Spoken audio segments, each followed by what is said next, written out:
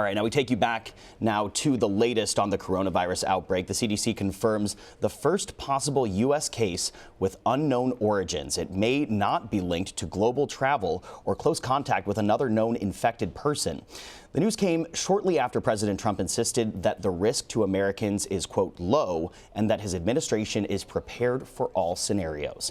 CBS News senior national security analyst Fran Townsend joins us now. Now, Fran, I want to bring you in. So, as national security advisor to President George W. Bush, you helped create the administration's policy to handle a potential flu pandemic. Walk me through what lessons you learned during that effort to handle a flu pandemic and how that can be applied here. So in any infectious disease, right, you understand on the front end before there's the first single infection, right, it's the planning that matters the most.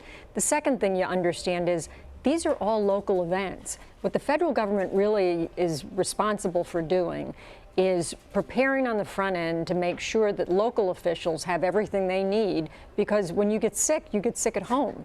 And so what the federal government does is coordinate internationally. You do have a responsibility to look at travel restrictions and the sorts of things you can do to stop it from coming to your shores.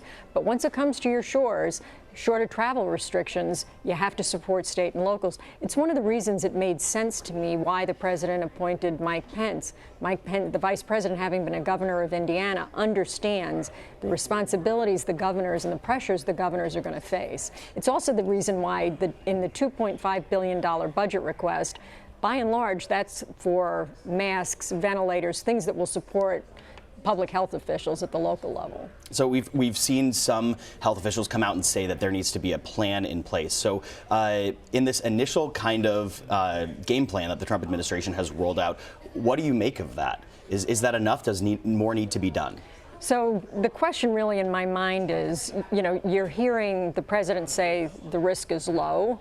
You're hearing CDC say it's inevitable.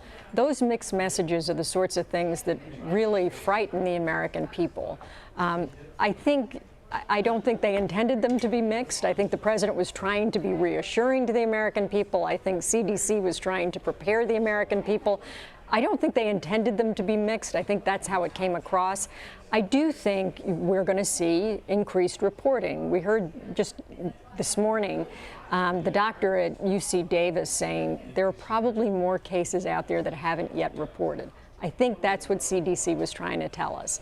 And I think that's right. We are going to see additional cases. Let's remember, in this particular virus, we know that a large percentage of people can be totally asymptomatic while still being infectious. What do I mean? It means I could be sitting here feeling totally healthy, be positive for coronavirus, be a carrier and be able to infect others and not know it myself. And so we don't know how the woman or man in California got this virus because they didn't have known contact with a traveler to one of the areas of infection.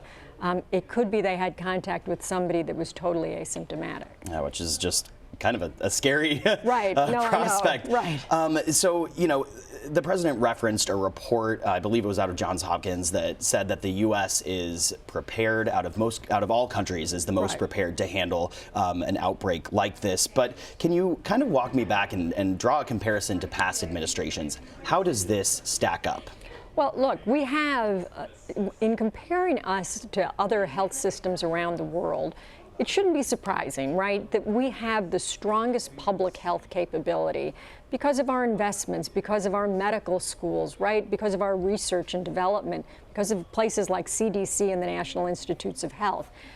But even that has its limits, right? I mean, you can be the best prepared, the most capable public health system. It doesn't mean you're totally invulnerable to these sorts of infectious diseases.